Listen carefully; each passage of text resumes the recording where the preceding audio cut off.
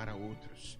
Simão, seja muito bem-vindo. Você que veio de patrocínio, o patrocínio é seu. Simão Pedro, de Lima.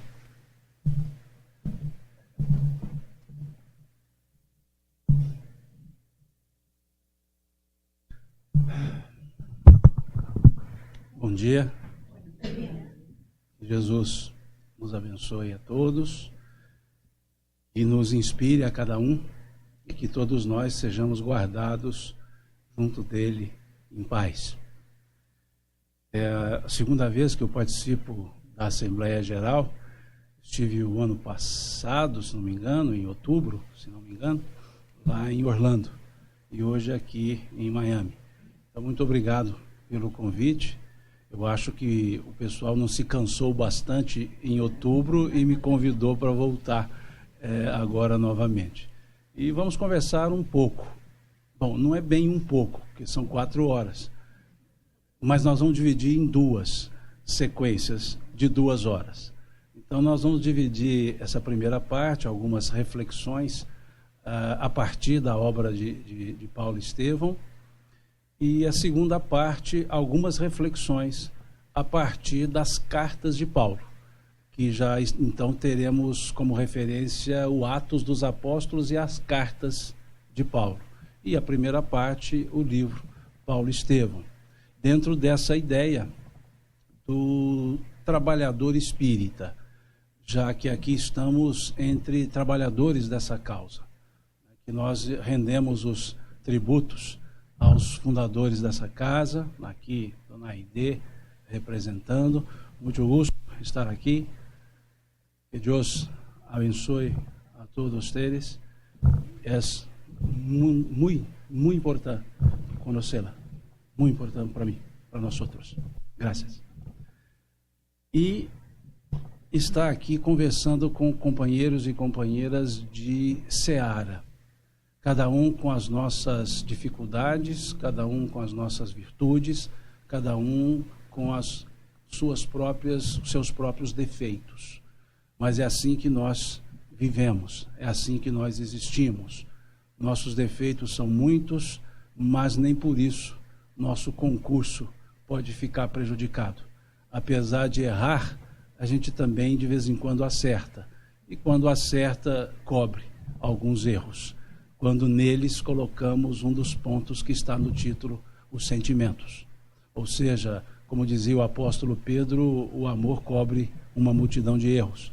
Então, se a gente tiver o bom sentimento, muitas vezes o erro passa a ser uma plataforma para acertos. Muitas vezes o erro é uma tentativa frustrada de acertar, desde que tenhamos como objeto a tentativa de acertar. Então, é essa a ideia, essa a proposta. E Paulo simboliza muito isso. Paulo, ele fez dos seus erros a plataforma de acerto. Ele suplantou as suas próprias ações, ele redirecionou seus caminhos quando percebeu que escolhia caminhos que não eram os ideais. E ele reconheceu-se como aquele ser limitado, mas disposto a servir. Guardadas as proporções, óbvio, entre nós e Paulo, nós também somos limitados, muito limitados, mas podemos ter a vontade de servir sem um outro objeto que não seja servir, pura e simplesmente por servir. Quando Jesus aparece a Ananias, em Damasco, eu creio que deve ter sido uma madrugadazinha, porque ele conversa com Ananias em sono, e no início do sono eu creio que não, que Ananias não acordaria, então deve estar mais no final do sono.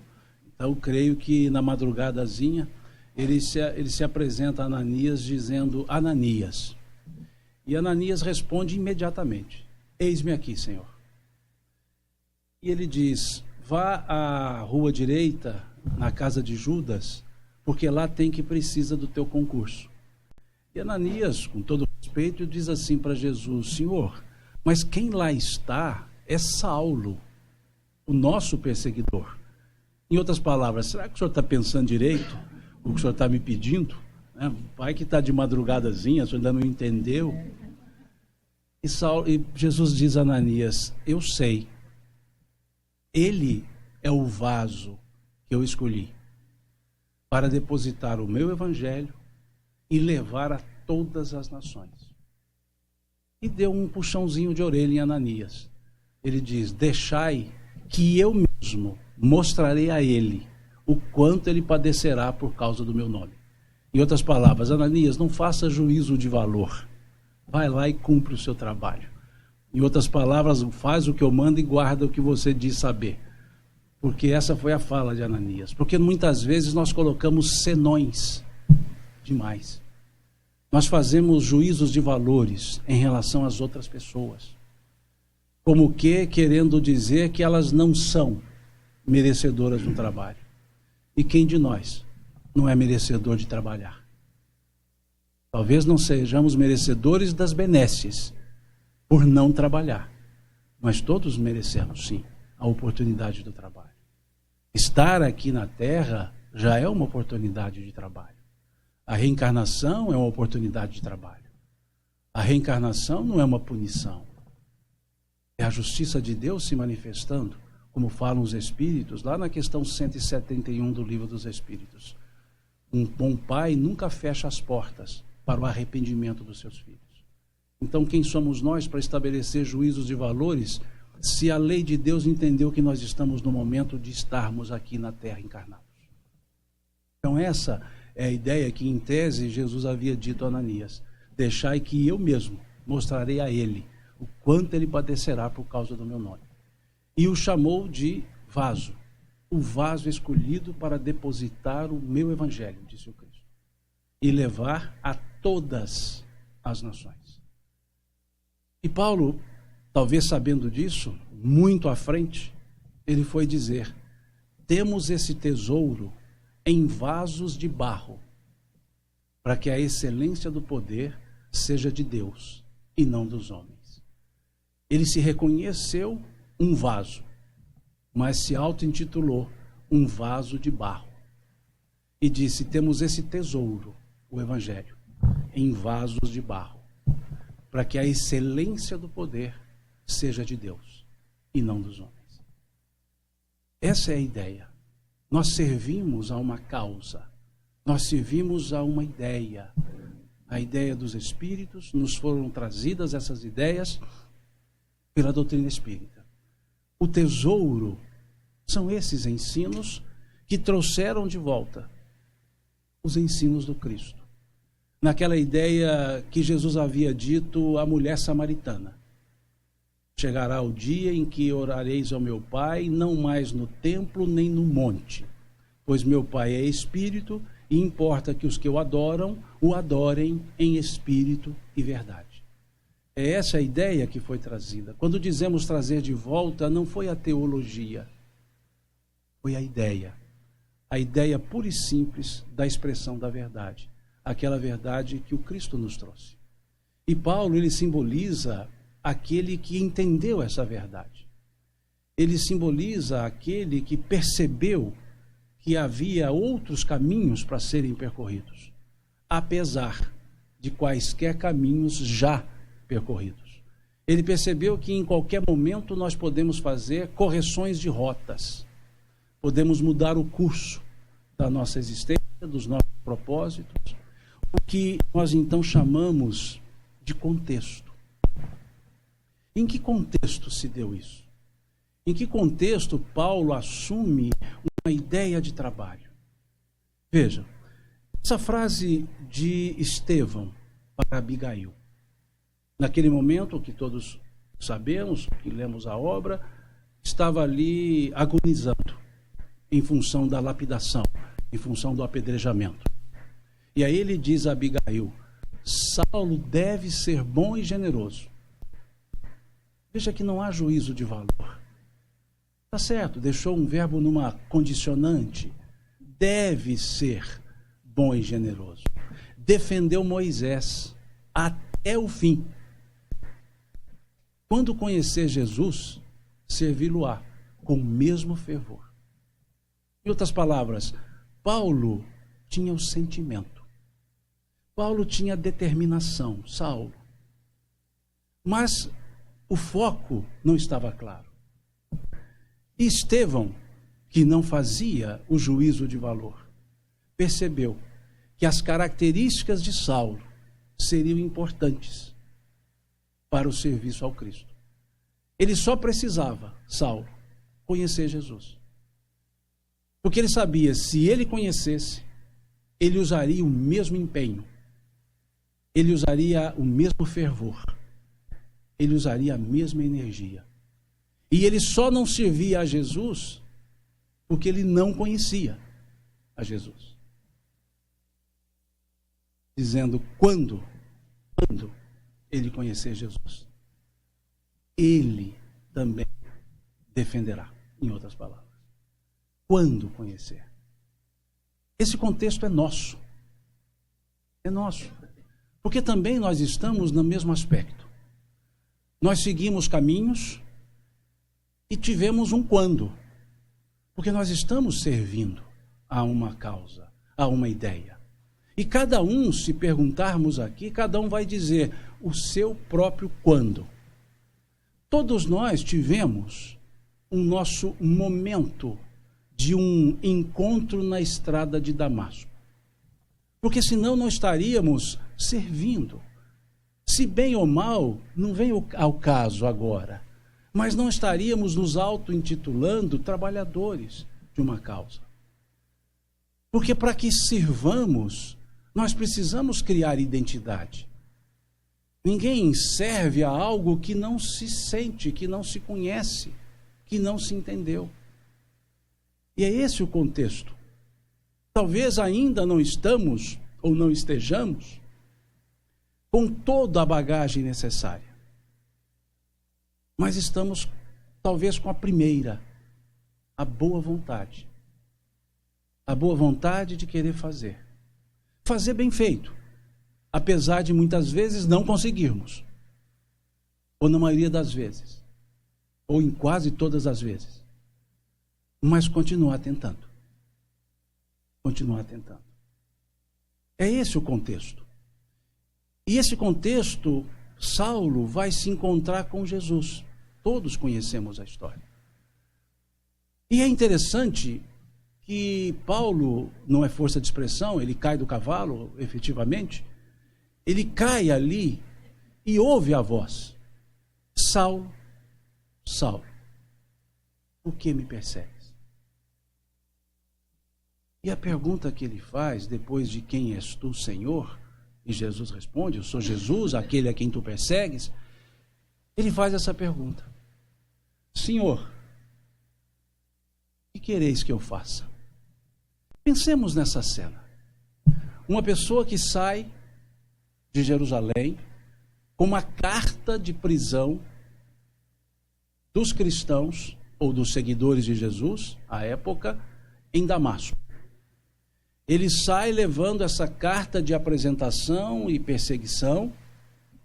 No caminho, ele cai, encontra-se com aquele que ele dizia que nunca existiu. Aquele lhe diz que era Jesus. E Paulo faz essa pergunta. Senhor, o que quereis que eu faça? Isso está corroborando a frase de Estevão. Quando ele conhecer Jesus. Porque Paulo poderia ter dito naquele momento, se fosse Paulo um mineiro, Senhora de Deus, o Senhor existe. Veja. Na linguagem jovial, estou ferrado. Vejam, ele poderia dizer isso. Ele poderia dizer, numa linguagem mais madura, nossa, quem sou eu para fazer alguma coisa? Persegui todos, agora estou vendo que fiz errado, eu não mereço trabalhar. Ele poderia ter dito, eu não sou ninguém. Mas Estevão havia visto. Ele era alguém. Alguém que tinha tudo para servir. Só estava servindo o meio errado, a pessoa errada. no sentido de contexto. Não que Moisés fosse pessoa errada, não, pelo contrário. A lei mosaica foi trazida pelo Criador na sua estrutura do decálogo. Mas naquele contexto, Jesus era a pessoa certa.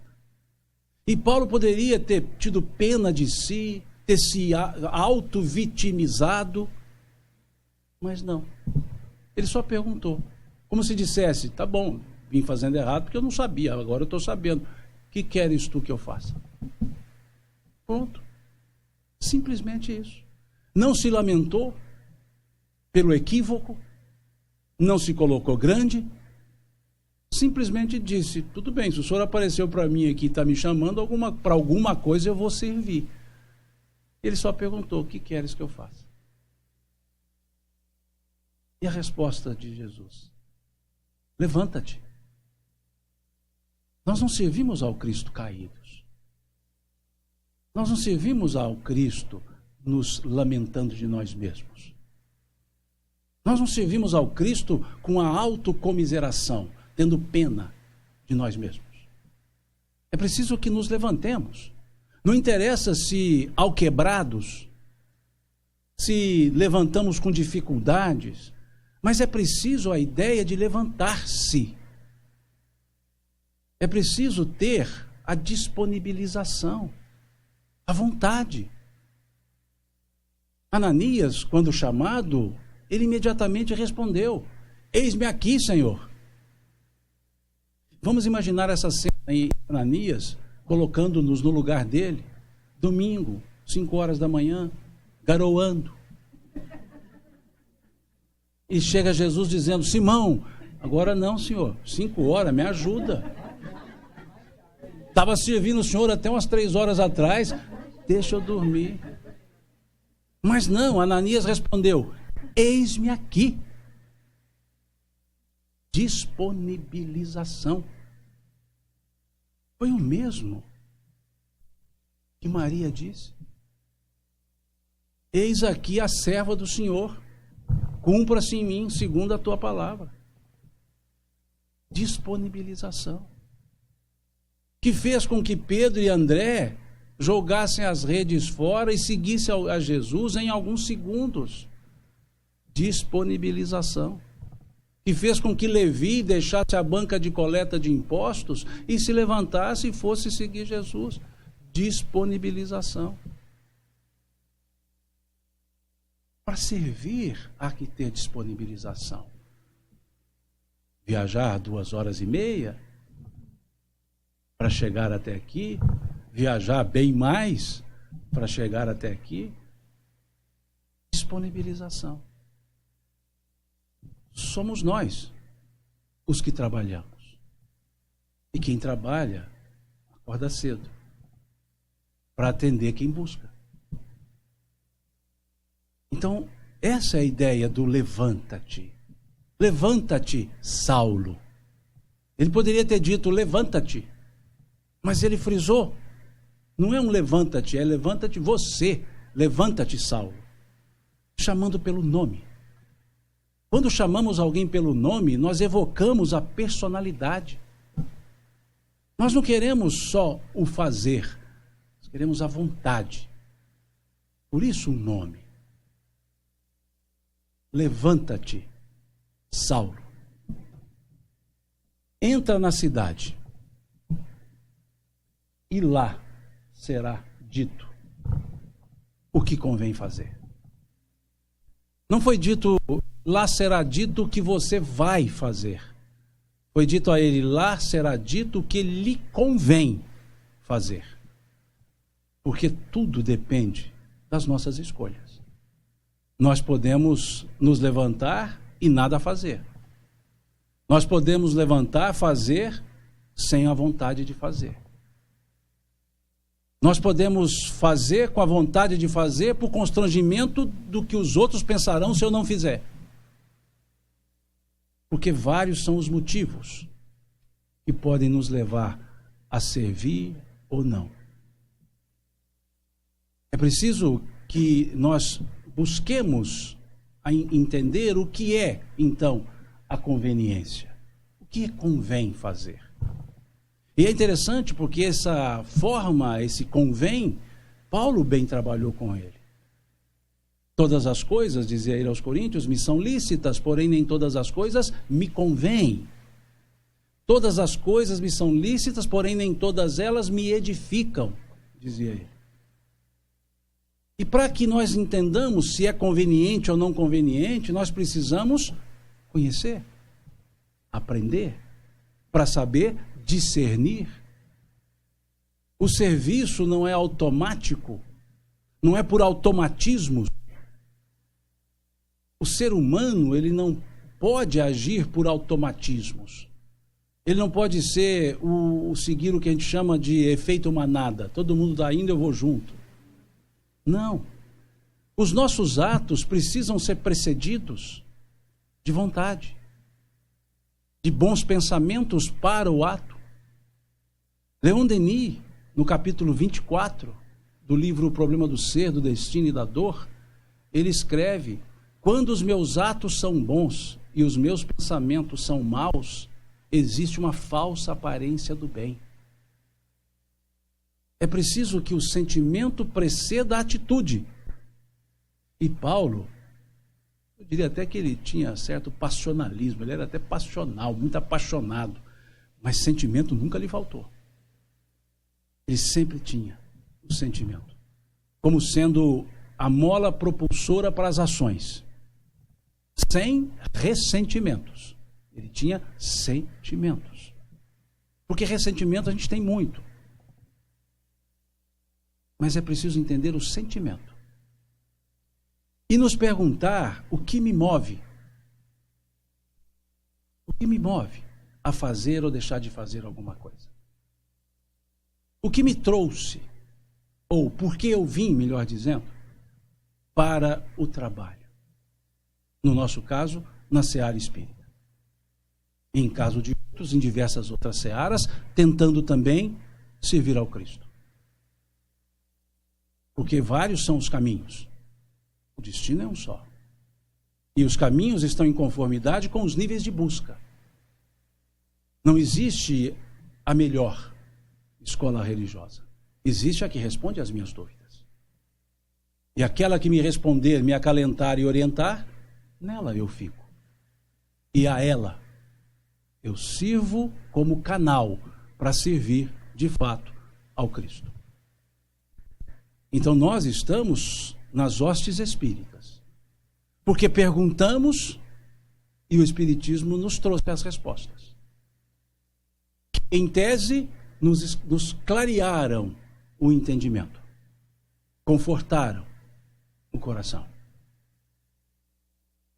Mas o servir não pode ser um ato só de gratidão. É um ato de identificação. Porque eu vou servir, afinal fui muito bem atendido. Gratidão. Isso é pouco. É identificação. É identificar-se com aquilo que se faz. É perceber o propósito naquilo que se faz. Aí sim, nós entenderemos a conveniência. Se é ou não conveniente. Não entra mais a questão de certo, errado, mas conveniente, não conveniente. Não é a questão mais de você está certo, você está errado. Convém ou não convém? Quando falo convém, eu pergunto, o que eu vou fazer? Como vou fazer? Quando vou fazer? Aí sim eu tenho uma resposta de conveniência. O que eu vou fazer é correto, mas o momento não é adequado. O que eu vou fazer é correto, o momento é adequado, mas as pessoas com as quais estou não ainda estão no nível adequado. Ou eu não estou no nível adequado. Isso é conveniência. É uma soma de fatores que são analisadas, ou analisados. Como Cristo diz, e o evangelista João muito bem grafou no capítulo 16 do Evangelho, não que João tenha grafado no 16, porque não existia capítulo 16, existia o texto, puseram o capítulo depois. Mas no caso o texto está no capítulo 16, que puseram depois. Mas veja aqui o que Jesus diz lá. Muitas coisas eu ainda vos tenho que dizer, mas vós não podeis suportá-las agora. Em outras palavras, eu ainda tenho muito para ensinar, mas vocês não conseguem entender. Vamos esperar um tempinho. O ensino certo no momento certo dá certo. O ensino certo no momento errado dá errado. O ensino errado no momento certo dá errado. Isso é conveniência. Não é a conveniência de hoje eu estou afim, amanhã não estou afim. Não, isso não é conveniência. Conveniência é o momento certo, a atitude certa, a pessoa certa. Entendimento certo. E é isso que foi dito a ele então. Entra na cidade. Entra na cidade. Ou seja, não é aqui caído. E não é aqui se levantando que você vai resolver.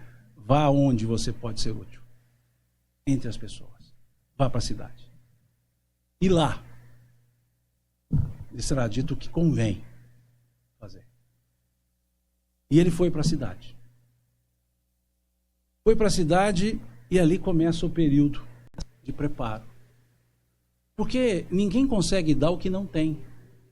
Ninguém coloca para fora o que não colocou para dentro primeiro.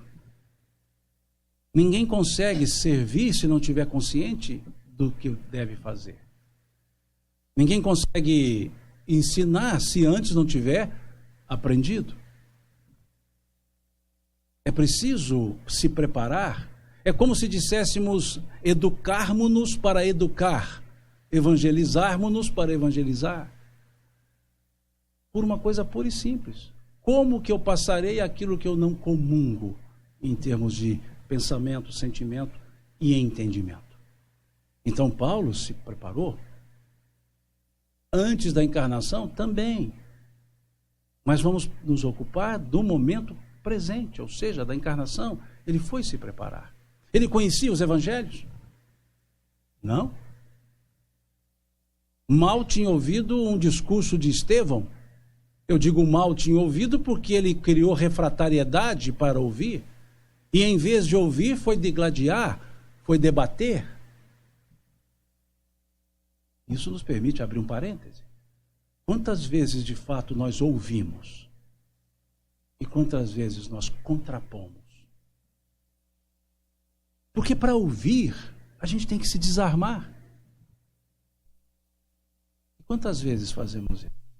Quantas vezes estamos Saulo ouvindo Estevão e criticando o que se escuta? Só porque não concordo. Emmanuel, ele dizia, todas as vezes que criticares a conduta do teu semelhante, estarás tu na condição de melhor fazer do que ele. É importante percebermos isso. E Saulo, pós a queda, ele entendeu que ele sabia muito de quase nada, que era a lei.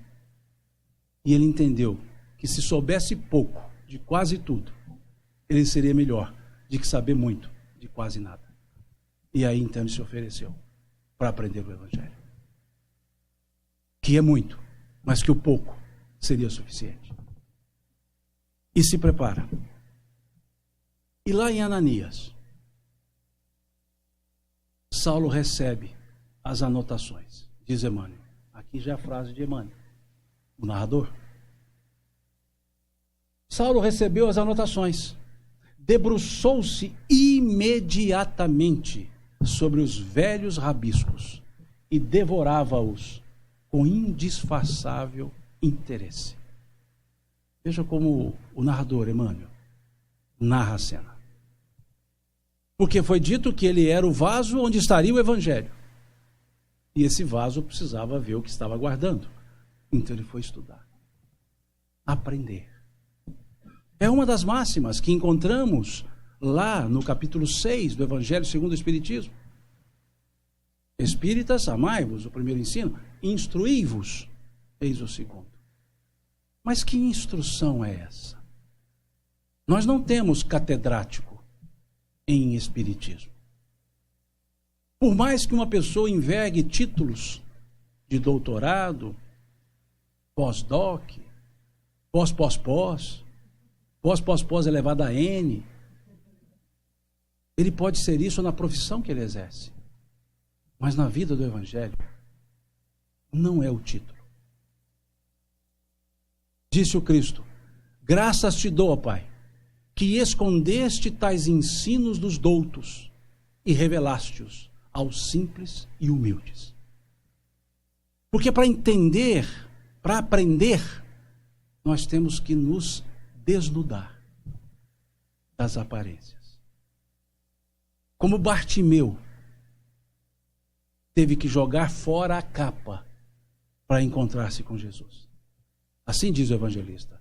E Bartimeu, lançando longe a capa, foi ao encontro de Jesus. Não são aparências, não são títulos. O aprendizado se faz pelo intelecto, sim, no sentido de conhecer, mas aprender se faz com a vontade, com o sentimento. E Paulo teve que descer. Se fosse um espírito mineiro, eu diria para ele: desce daí, abaixa o facho. Menos. Porque se ele não descesse, ele não subiria. Porque há um hiato, um buraco entre o galardão que ele tinha e o que ele precisava fazer. E não tem como pular esse buraco.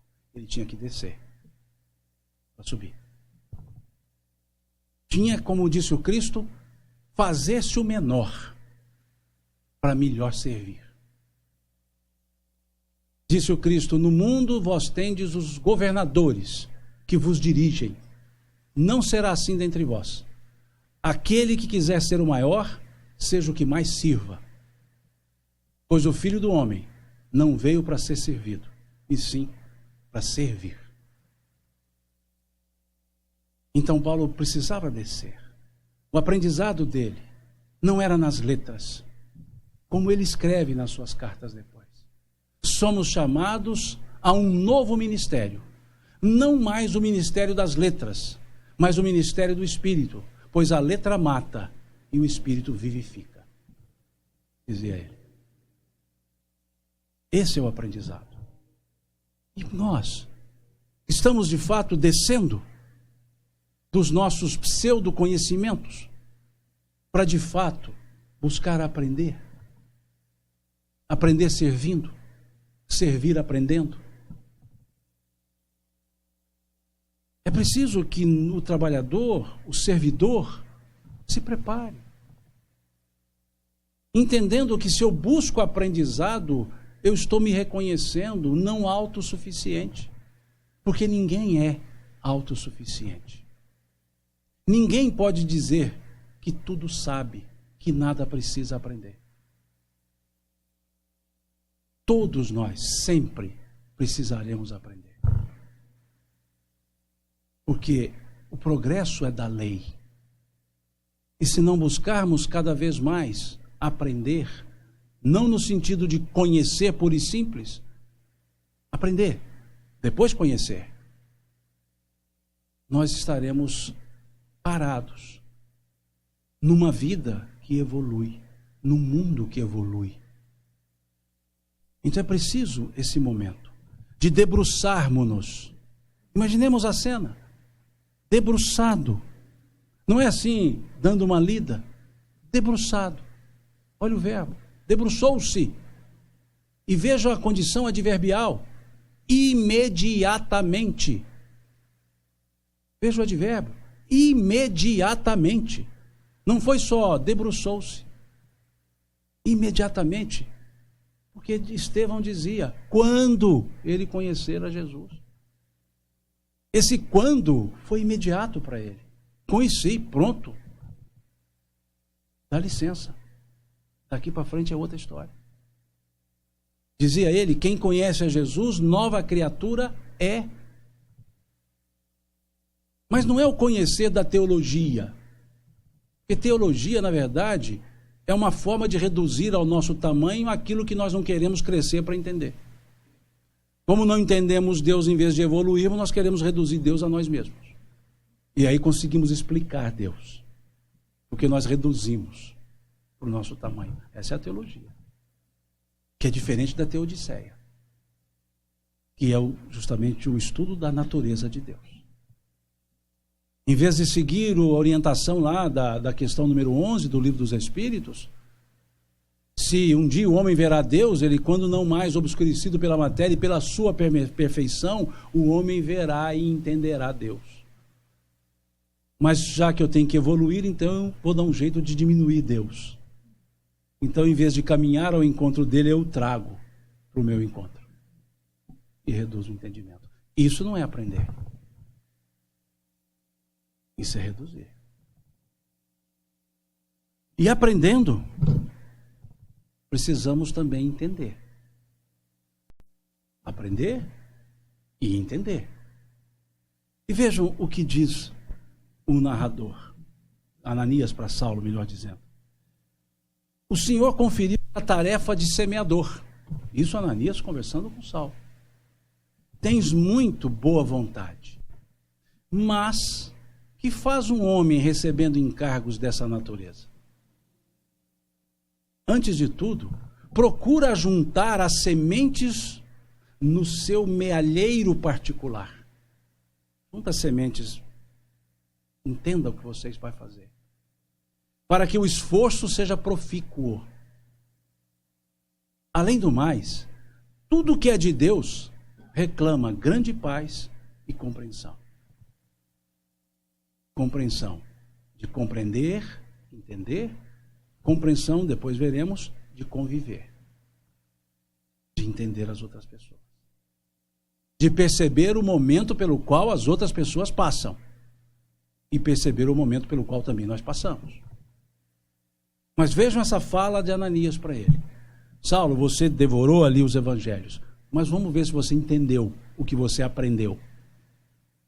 Porque aprender é como um aluno de escola. Abre um parêntese. Numa das turmas que eu ministrava aula, na faculdade, no primeiro dia de aula, eu apliquei uma prova para eles. Primeiro dia de aula. Eles fizeram uma cara como você fez. Primeiro dia de aula. Mas que prova eu apliquei?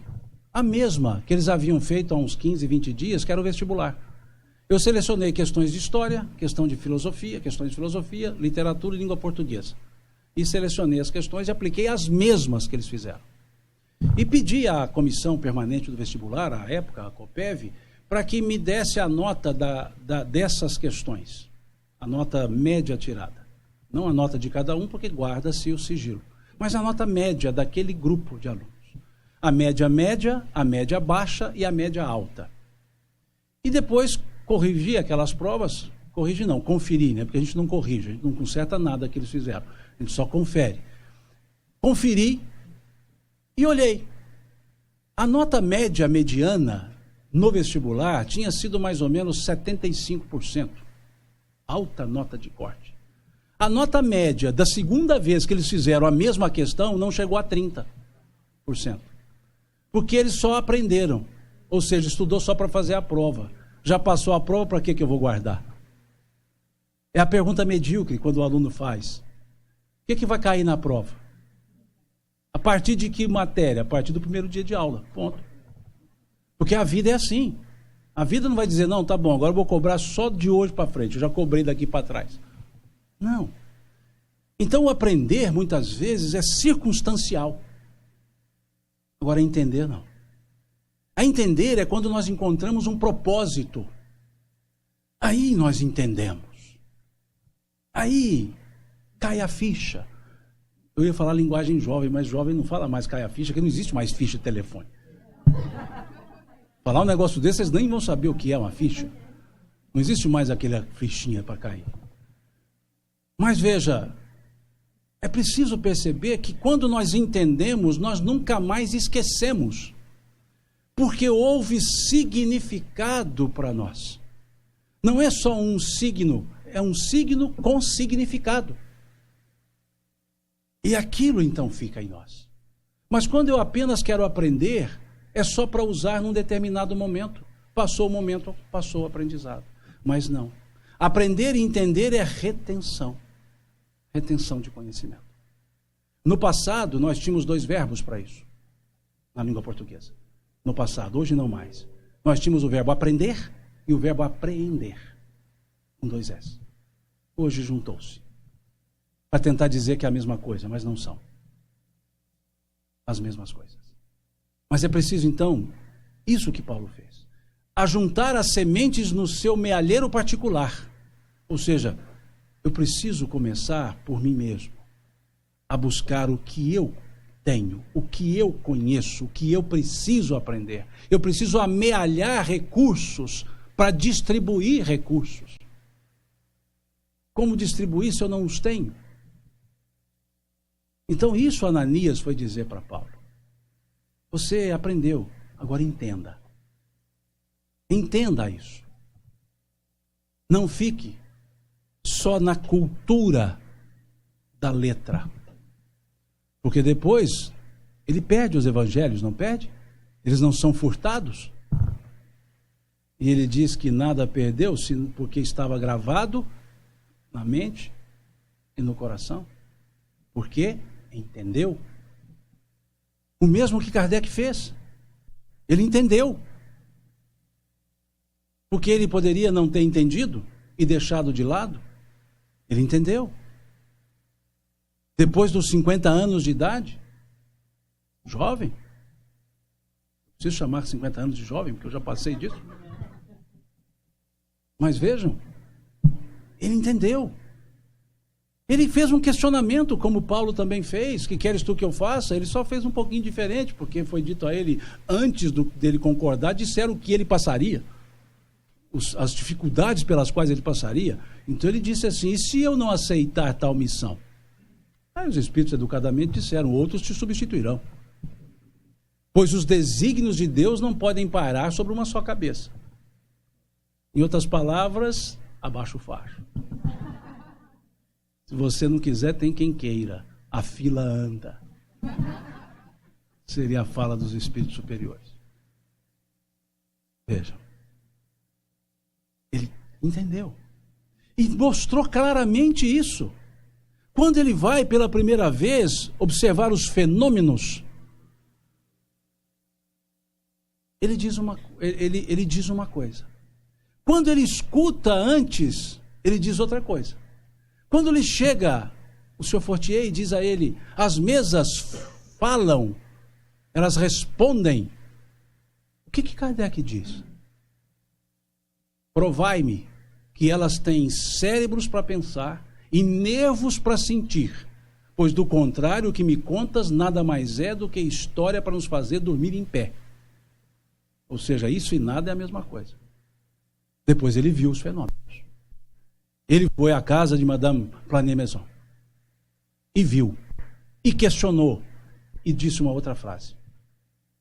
O mesmo que disse que era história para dormir em pé, ele diz, enquanto todos se divertiam com aparentes futilidades, eu entrevia naquelas manifestações a manifestação de uma lei da natureza, que a humanidade sequer sonhou conhecer, e me propus a estudá-la. Entendimento. Tem coisa além, como diziam os antigos lá da minha terra, tem ciência nisso. Tem mais do que nós estamos vendo. E Paulo talvez também tivesse dito isso. Tem mais do que está escrito aqui. Porque várias vezes ele dizia, eu fui chamado diretamente pelo Cristo. Veja. Em tese, tem mais do que isso. Tem mais o que ser feito do que somente venerar a letra. Tem mais o que ser feito. Aprendeu? Entendeu. Mas é preciso aprender, entender e refletir. Começar a pensar. Vejam Ananias dizendo a Paulo, a Saulo ainda. Para receber uma tarefa do céu, Davi conviveu com a natureza, apacentando rebanhos. Para desbravar as estradas do Salvador, João Batista meditou muito tempo nos ásperos desertos da Judéia. Veja Gamaliel dizendo, Bem sabemos que os profetas e homens de Deus foram a lugares ermos, a fim de sentirem as reais inspiração do Altíssimo, antes de ministrarem com êxito na santidade da palavra.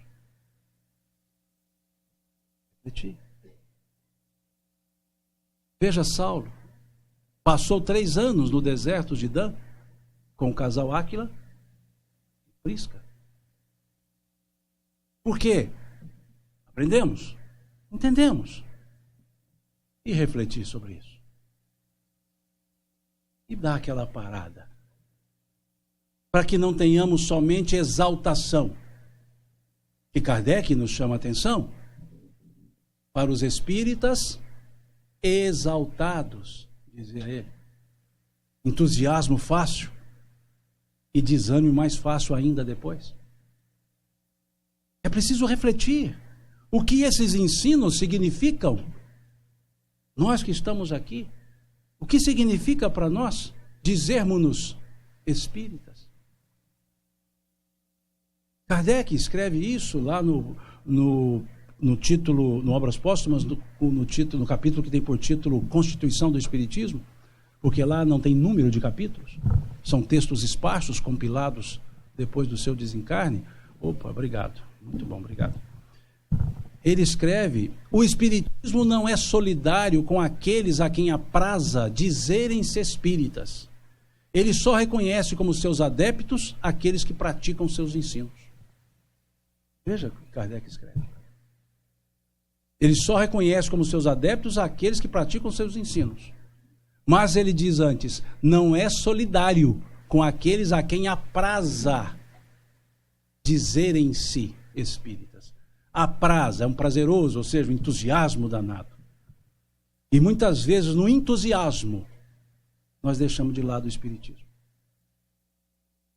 Viana de Carvalho, através da psicografia de Divaldo Franco, no livro Sementeira da Fraternidade, ele escreve: o movimento espírita cresce e se propaga, mas a doutrina espírita permanece ignorada, quando não adulterada na maioria dos seus postulados, ressalvadas as incontáveis exceções, diz ele. Uma forma educada, incontáveis exceções quer dizer que não são exceções. Talvez a exceção seja o desvio, mas quando a exceção é o desvio, desvia muita gente. A pergunta é: a quem seguimos? Pessoa ou ideia? Ao espiritismo ou aos espíritas? Ou àqueles a quem apraza dizerem-se espíritas? É preciso, então, refletir, pensar, avaliar. Por quanto tempo Chico guardou as suas psicografias sem levá-las a lume, a conhecimento público? Por quanto tempo Dona Ivone Pereira guardou as suas psicografias sem levá-las? Por quanto tempo Divaldo guardou as psicografias sem levá-las? E a todos eles, ou os três, foi dito o quê? Queima. Porque isso era treinamento. E quantos de nós, tão logo aprendemos, entendemos, já queremos passar para frente? E aí entramos naquela máxima do Brasil: quem conta um conto aumenta um ponto, ou tira. E aí começamos muitas vezes a fazer um espiritismo à moda. A moda de um, a moda de outro, a moda de outro. E o espiritismo é único. E Kardec chamou a atenção no mesmo capítulo, Constituição do Espiritismo. A única coisa capaz de retardar a marcha do espiritismo seria a falta de unidade de princípios. Cada um fica fazendo e falando o que não é. Então ele diz: a única coisa capaz de retardar a marcha do espiritismo seria a falta de unidade. E ele diz: para evitar isso, se não no presente, pelo menos no futuro, é que me dê o cuidado de estabelecer todas as bases, com tamanha acuidade e precisão, que quando disser que 2 mais 2 são 4, ninguém poderá dizer que são 5. E mesmo assim a gente ainda tenta dar uma desviada. Por falta de reflexão. Refletir. Porquês? Para quês? Por que estou aqui? Para que estou aqui? Por que é justificativa, o que me trouxe até. Para que é objetivo, o que me leva a. Por que estou aqui? Porque eu fui muito acolhido, bem acolhido. Porque eu vi pela dor e a minha dor foi aplacada. Isso é por quê? Por quê? Porque a porta estava aberta. É o mesmo porquê. É o mesmo porquê. Agora, para quê? Em outras palavras, o que faremos daqui para frente? O que faremos? Pedro, quando tinha os seus pés sendo lavados por Jesus, ele retira o pé e, dentre outras coisas, ele diz: nós sabemos que devemos fazer essas coisas. E Jesus vira-se para ele e diz: se vós já sabeis dessas coisas, bem-aventurados sereis, se agora as praticares. Saber e não fazer, melhor não saber. Mas se sabemos, por que não fazemos? Porque não queremos. Essa é a reflexão. Não é que tenhamos que ir 3 anos para um deserto. Não. É aquele momento que nós nos recolhemos. Não é um ensimesmamento, não é fechar-se, embotar-se. Não, não é isso. É refletir. É olhar para si e observar o que isso significa. Se o meu entusiasmo é fogo de palha, na linguagem mineira, ou se é uma brasa incandescente, que basta um oxigênio e a labareda vem. Mas se o oxigênio diminuir, está lá aguardando para voltar a labareda. É esse o ponto de refletir. É quando nós damos um passo atrás para dar 2 à frente depois. É o refluxo para que depois haja o fluxo. Refletir. Aprender, entender, refletir. Mas também aprender, entender, refletir e fazer. O que adianta saber tanto, entender tudo, refletir ao extremo e não fazer nada? E não ser a nova criatura, como dizia o apóstolo Paulo. É preciso fazer. E veja então, precisamos estudar, isso é Paulo dizendo, precisamos estudar um meio de difundir a nova revelação com a maior amplitude possível. Jesus é um socorro do céu. Tardar na sua mensagem é delongar o desespero dos homens. A gente engole um pouco seco. Tardar a sua mensagem é delongar o desespero dos homens. Não disse o Cristo: eu vim para que todos tenham vida? Quando ele foi dizer aos discípulos: é necessário que eu vá, Tomé lhe pergunta: Senhor, para onde vais, covardes? Se tu fores, com quem nós ficaremos? Pois se só tu tens as palavras de vida, as palavras de vida eterna. Porque são as palavras que nos confortam. Imaginemos ouvir Cristo, ele dizer: vinde a mim, todos vós, estáis cansados e fatigados, eu vos aliviarei. Imaginemos ouvir isso.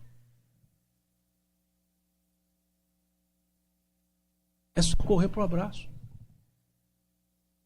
Então, delongar, retardar essa mensagem é prolongar o desespero.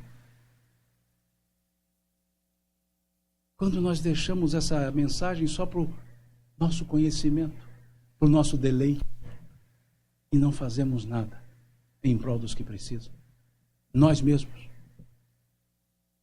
E segue. Aliás, a palavra evangelho significa boas notícias, diz o apóstolo Paulo.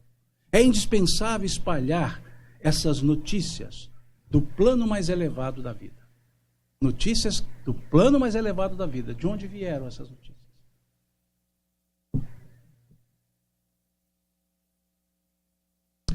O livro que nós lemos há pouco, está com você aí? Monte Viva? Capítulo 126. 116. Eu fico vendo o livro.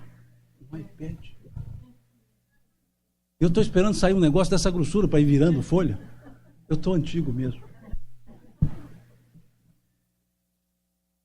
Não, estou muito antigo. Não é só antigo. É uma leitura que foi feita quando nós entramos no carro, vindo para cá. É porque começou do 1 até o 116. O livro tem essa vantagem, você vai lá no meio e faz assim.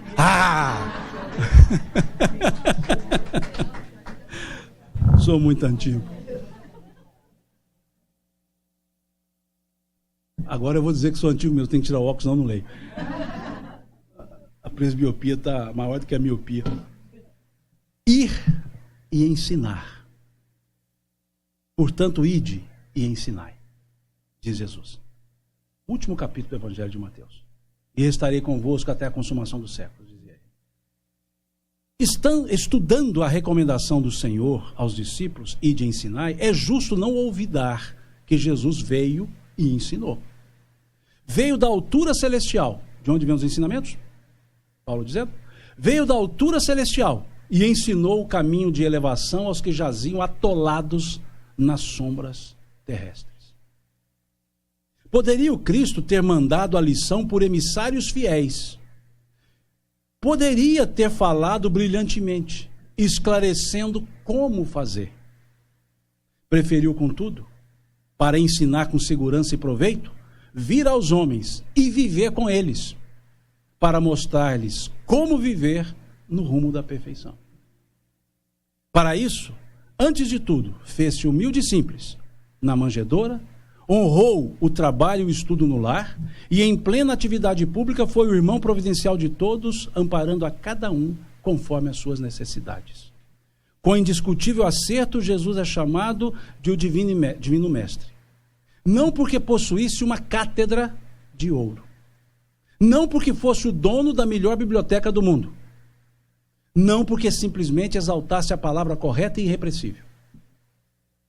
Não porque subisse ao trono da superioridade cultural, ditando obrigações para os ouvintes. Mas sim porque alçou o próprio coração ao amor fraterno e ensinando, converteu-se em benfeitor de quanto lhes recolhiam os sublimes ensinamentos. Falou-nos do Pai eterno e revelou-nos, com o seu sacrifício, a sua maneira de buscá-lo. Se te propões desse modo cooperar com o Evangelho, recorda que não basta falar, aconselhar e informar. Ide e ensinai, na palavra do Cristo quer dizer, ide e exemplificai, para que os outros aprendam como é preciso fazer. Humberto de Campos nos fala, no livro Contos e Apólogos, num capítulo que tem por título O Candidato Intelectual, resumidamente, que Jesus estava em Jerusalém e um jovem se aproxima dele, cuja característica marcante era a grande acuidade intelectual, a grande capacidade intelectual. E ele se aproxima de Jesus e diz, quero servir-te. E Jesus diz a ele, segue-me. E esse jovem começou a fazer perguntas do tipo, mas a que escola filosófica nós nos ligaremos? E Jesus diz, a escola dos nossos corações. Onde estará a voz de comando? E ele disse, onde melhor pudesse servir. E perguntas do gênero ele foi fazendo para encurtar. Não ele encurtar, mas eu encurtar. Até um ponto que Jesus se calou.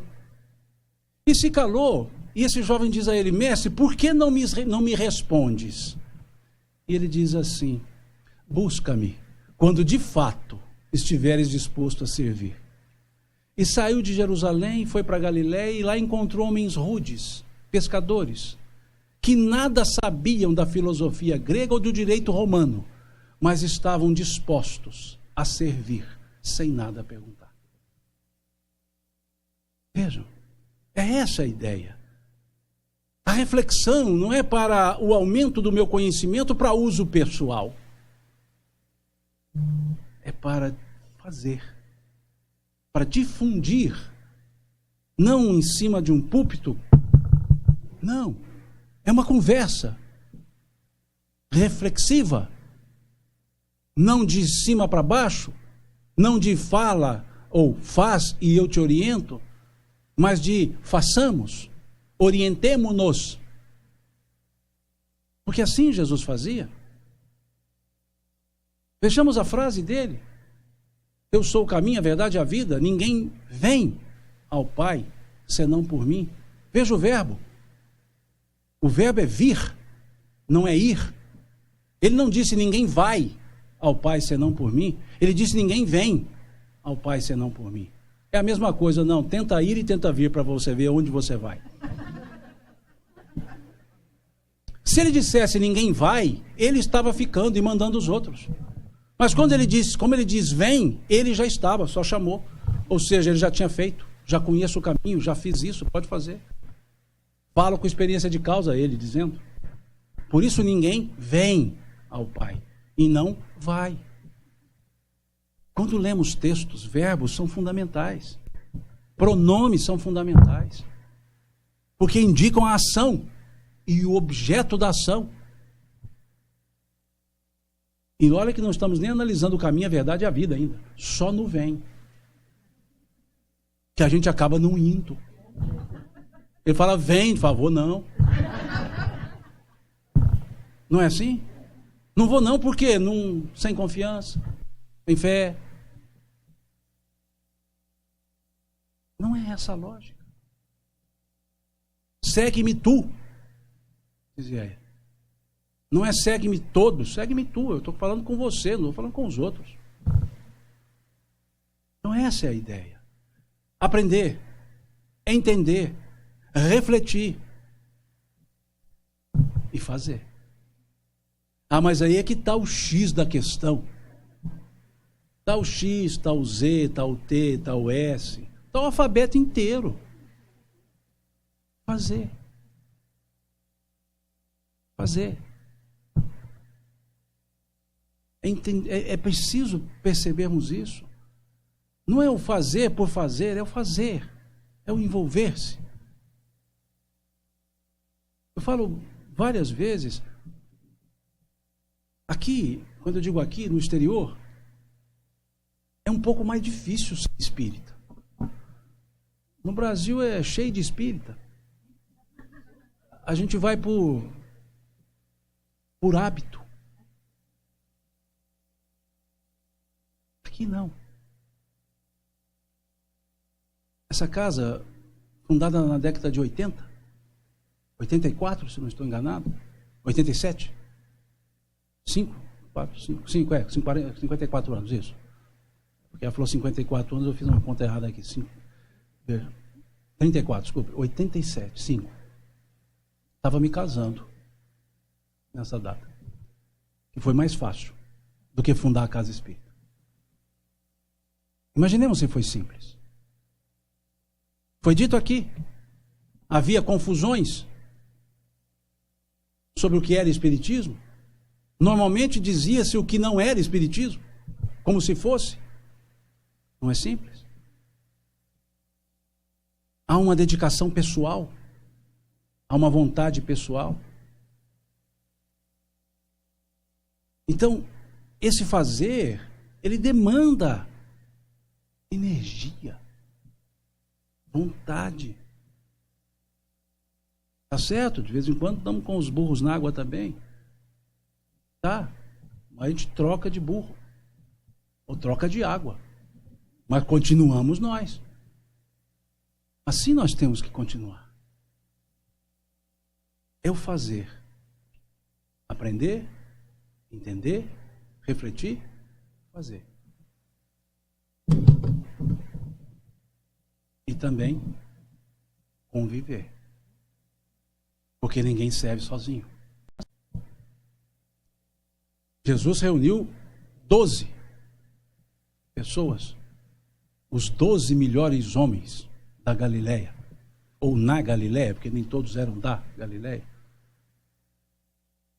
Ele escolheu um a um. Não foram eles que escolheram a Jesus? Jesus os escolheu. Ele disse: não fostes vós que me escolhestes, eu vos escolhi a vós.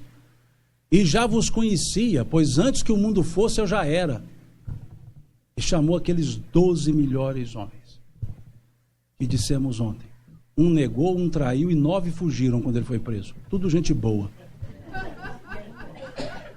Tudo gente boa. Sobrou um só, João, um jovenzinho. E a gente não dá nada com o jovem, né? E o único que ficou. Ele foi, #tamo junto. Ele ficou. Os outros, vou dar um pulinho ali. Vejam, mas ele escolheu essa turma. E desses, quando eles entenderam, eles tocaram a vida depois. E viraram os, aspas, mártires que nós conhecemos. Mas eram pessoas comuns, que precisavam aprender a conviver. Porque quando convivemos, nós dividimos espaços. Já não sou eu, somos nós. Onde existem 2 ou mais pessoas reunidas, haverá diferença de opinião. Sem dúvida nenhuma. É preciso perceber que na convivência, o principal ato é o que eu faço, não o que o outro faz. Porque nós tentamos algo quase ou não impossível, tentar mudar o comportamento do outro sem antes mudar o próprio, o nosso. A convivência é uma escola bendita que nos faz nos conhecer. Mas é preciso aprender. Veja Paulo dizendo: vejo-me cercado de enormes dificuldades. Sinto-me no dever de espalhar a nova doutrina, felicitando os nossos semelhantes. Jesus encheu-me o coração de energias inesperadas, mas a secura dos homens é de amedrontar os mais fortes. Ou seja, esse povo não quer nada. Paulo já estava dizendo isso. Não adianta você bater em ferro frio. Isso é um balde de água fria. Mas ele já falava isso lá. Conviver com as pessoas é respeitar as diferenças.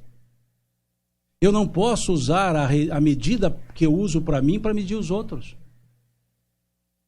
Cada um tem a sua medida. E não interessa o quantum, interessa a relatividade desse quantum que é feito. Se eu tenho capacidade para 2 e fiz 2, eu fiz mais do que aquele que tinha capacidade para 6 e fez 5. Porque não é o absoluto que se olha, é o relativo das forças. Não é essa a lógica utilizada na parábola dos talentos? Qual foi o critério utilizado pelo Senhor para distribuir os talentos? Qual foi o critério constante na parábola? E deu a cada um segundo a sua capacidade. Aquele que tinha capacidade para 5, ele deu 5. Para 3, ele deu 3. Para 1, ele deu 1. E não cobrou 3 de 1, 5 de 3. Ele recebeu de volta os 5 mais 5, os 3 mais 3 e 1. Mas ele não queria daquele que recebeu 1 que ele devolvesse 1 mais 3. 1 mais 1. Servo infiel, não foste capaz de confiar, não fui capaz de confiar no pouco, como confiar no muito? Se tiveste medo de perder, devias ter pelo menos emprestado a juro, porque pelo menos voltaria com a sua correção. Mas enterraste o tesouro, o talento. Não está pregando a usura também não é isso não. Mas ele quis mostrar que ele não deu querendo mais. Ele deu porque sabia que 1 ele podia fazer. E muitas vezes, na convivência, nós queremos que a capacidade 1 gere 3. E não valorizamos o 1 que é gerado. Mas não olhamos a capacidade 5 que gerou só 4. Porque poderia ter gerado 5. Então, muitas vezes, nós nos desanimamos pelos desânimos alheios. E o que nos move não é o desânimo alheio, para desanimarmos, mas para nos fazer crescer. Porque se não está dando certo, e o momento é certo, as pessoas são as certas, é o jeito de fazer que não está certo. Então é preciso pensar que a convivência significa algumas aspas, frustrações. Ah, mas é difícil, você veja, Simão, essas pessoas me magoam muito. Vocês já conjugaram gramaticalmente o verbo magoar? Ele é um verbo pronominal. Pronominal reflexivo. Ou seja, eu não posso conjugá-lo sem um pronome. E esse pronome é reflexivo. Ele tem que levar o conjugador. Eu me magoo. Tu te magoas. Ele se magoa. E nós dizemos o quê? Ele me magoa. Na verdade, é eu me magoo com ele. Porque mágoa é um veneno que eu tomo e quero que os outros morram. A mágoa não quer dizer tristeza, não quer dizer a angústia, não, a tristeza, a dor, não é isso. Eu quero dizer a mágoa nesse sentido de você me magoou. Você é responsável pela minha dor, em vez de dizer eu me magoei com o seu ato. E quando eu digo eu me magoei com o seu ato, eu vou dizer você fez o que eu não queria que você fizesse. Ou você não fez o que eu queria que você fizesse. O que é isso? Egoísmo. Eu nunca esperava isso de você. Em outras palavras, eu imaginei que você sempre faria o que eu queria. É isso que eu estou dizendo. Jesus. Eu sei que vocês estão sem água, eu vou fazer vontade em vocês, mas não é por maldade. Tá? E ela está geladinha, ótima. Mas você tem a opção de levantar e ir lá tomar água, eu não tenho. Mas pensemos, Jesus entrou em Jerusalém, saudado pelas pessoas, aplaudido pelas pessoas.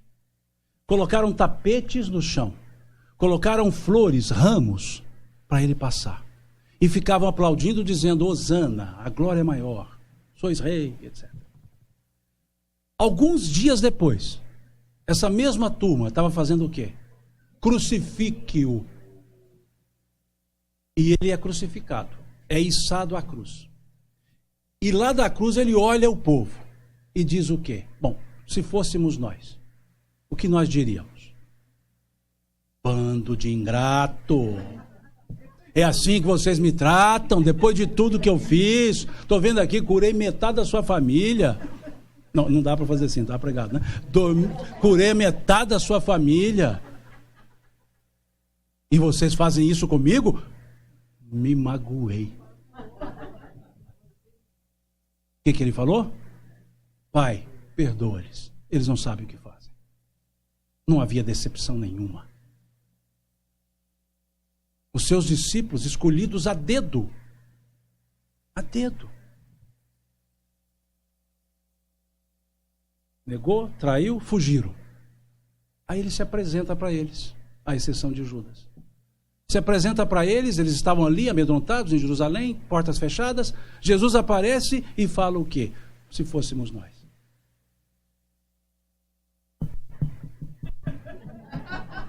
Não precisava nem falar. Ele dava aquela olhada para Pedro e fazia assim. Pedra, né? Tá bom. E olhava, ainda falava assim, cadê o Tomé? A hora que eu precisei, vocês me abandonaram. Mineiramente falando, pode deixar. Tudo junto. Assim, pode deixar. Para que uma frase desse tamanho? Pode deixar, fica fácil. Veja. Mas ele disse o quê? A paz esteja convosco. Acabou a conversa. Podia ter dito, me magoaram. Não, a paz esteja convosco. Porque ele entendia a capacidade de cada um. E sabia que também eles iriam crescer muito. Que aquele erro seria em clima de acerto. E que depois dariam testemunhos. E disse a eles: vão para Galileia, e lá será dito o que vocês vão fazer. Para Paulo ele disse: vá para a cidade. Não fica onde você está se lamentando. Saia dessas portas fechadas aqui com medo. Vai para Galileia. E lá nós vamos dizer o que vocês vão fazer. E todos eles serviram. O que negou, o que traiu em outros momentos, os que fugiram, todos serviram. Bom, eu não sei, essa é só uma conjectura, não tem efeito nenhum dos evangelhos, mas o único que não negou, não fugiu, foi João. Foi o único que não morreu supliciado. Morreu de morte morrida, como dizemos lá em Minas. Os outros foram supliciados. Eu não sei se tem a ver com a negação, com as escapadas. Não sei, isso é só conjectura, né? Mas o que estava lá, firme, fiel, foi pelo 100, né? Então, é só conjectura, isso aí não está nos evangelhos. Mas pensemos nisso. Conviver. Não te perturbem as desconfianças, Gamaliel, dizendo a Saulo, a calúnia e a má fé. Atento a que Jesus venceu galhardamente. Tudo isso. Como dizia ele, se assim fizeram com o noivo, quanto mais não farão com os convidados. Não é o servo maior que o seu senhor, disse ele. E ainda Gamaliel, nesse labor, se topares, eu desconfio que Gamaliel é meio mineiro. O verbo topar é um verbo bem típico dos rincões lá nossos. É uma topada. Né? Nesse labor, se topares incompreensão e luta em Jerusalém, não desesperes, nem esmoreças. Semeaste por lá certa confusão nos espíritos. É justo recolher os resultados. Essa confusão no sentido de pôr pai contra filho, filho contra pai, trazer a espada, aquela linguagem do Cristo, a reflexão. Quando a gente para refletir, é o homem velho e o homem novo ali discutindo. É o eu quero com eu devo ali discutindo. Então é natural isso na convivência, mas diminui o ânimo e a vontade de se ver.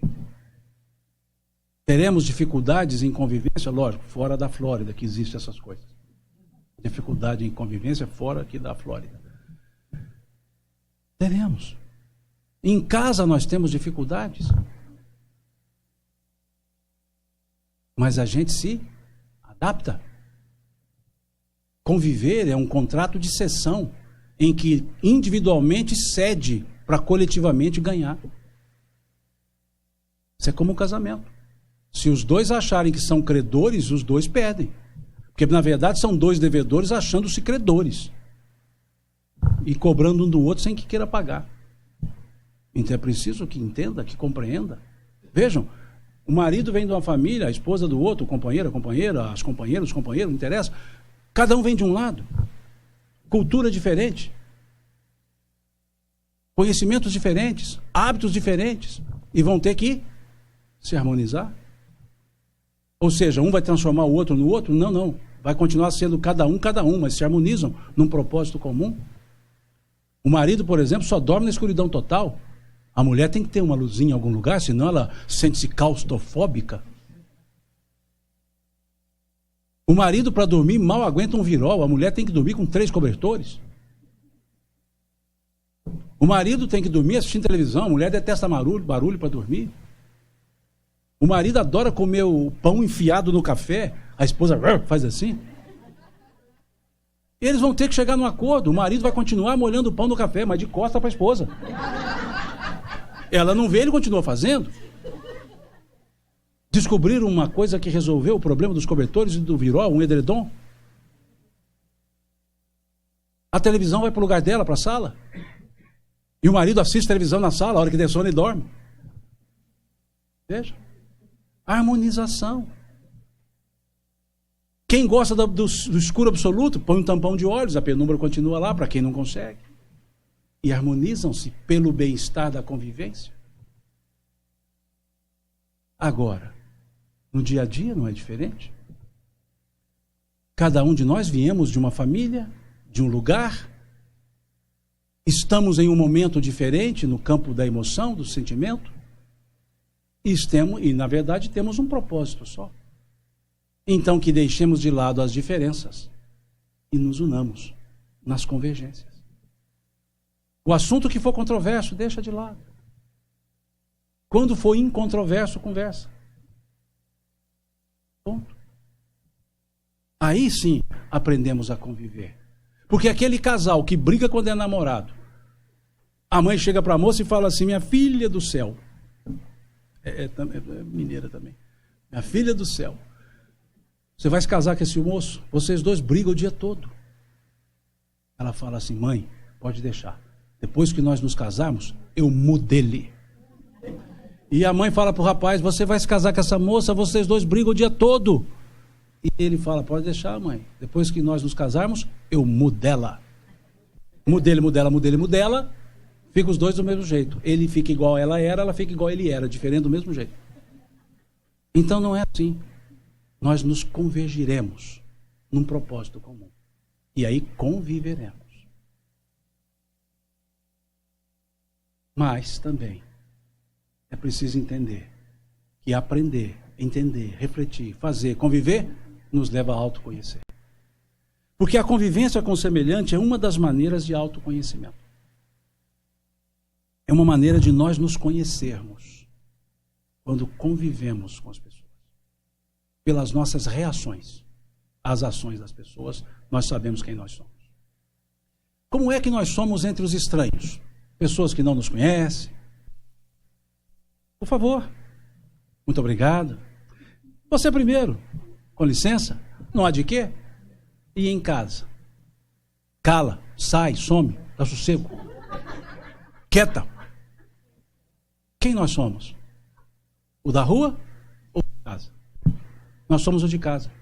Porque entre os conhecidos nos mostramos como somos, entre os estranhos como queremos que eles nos vejam. Então eu posso aprender convivendo sobre mim mesmo. E nós queremos aprender sobre o outro. É preciso observar assim as reações, os porquês. Por que eu fiz, por que eu não fiz. Porque quando a gente se conhece, é a questão 919 do Livro dos Espíritos, e eu falo que é uma pergunta brasileira, eu desconfio que alguém mandou isso para lá do Brasil, porque é uma pergunta que quer o melhor resultado com o menor esforço. Vejamos a pergunta: qual é o meio prático e eficaz para se vencer na vida e resistir ao arrebatamento do mal? O que é prático? Simples. Que não seja custoso. E o que é eficaz? Que dê resultado. Em outras palavras, qual é o meio mais simples que eu tenho para fazer alguma coisa que dê resultado e me afaste do mal? Foi isso que foi perguntado. Menor esforço com maior resultado. E eles podiam ter dito: que absurda essa pergunta. Não, eles deram a resposta. Não, tudo bem, o que eu vou responder é muito fácil e dá resultado. Um sábio da antiguidade vos disse: conhece-te a ti mesmo. Ou seja, facinho. Simples. E dá resultado. Eu acho que a pergunta foi assim, capciosa, e a resposta deixou numa situação difícil, porque aí foi feita a segunda pergunta, a 919A. Entendemos a beleza dessa máxima, mas a dificuldade está justamente em nos conhecer. Como fazer? Ou seja, vocês me deram a respostazinha me puxando a orelha, agora eu vou apertar vocês. Como que eu faço isso? Foi a pergunta. E aí Santo Agostinho dá uma aula agostiniana. Fazer o que eu fazia quando entre vós vivia, todos os dias, ao recolher-me para o sagrado descanso do corpo, eu passava o meu dia em revista, avaliava o que havia feito, e segue, 1,5 páginas. E lá ele vai dizer: aquele que se perguntar o que fez, e acima disso, por que fez, crede-me, as respostas serão para ele um bálsamo, um refrigério para a alma, ou indicativo daquilo que precisa mudar em si mesmo. Ou seja, ou vai dizer assim, tranquilo, ou vai dizer, precisa consertar alguma coisa. Mas nós fazemos isso. Nós fazemos uma autoanálise todos os anos. 31 de dezembro, 11h45 da noite. E aí nos perguntamos, o que eu fiz dia 2 de fevereiro passado? Não sei. 8 de março, faço a mínima ideia. 15 de abril, nem sabia dessa data. Porque é muito tempo. E Santo Agostinho propõe diariamente.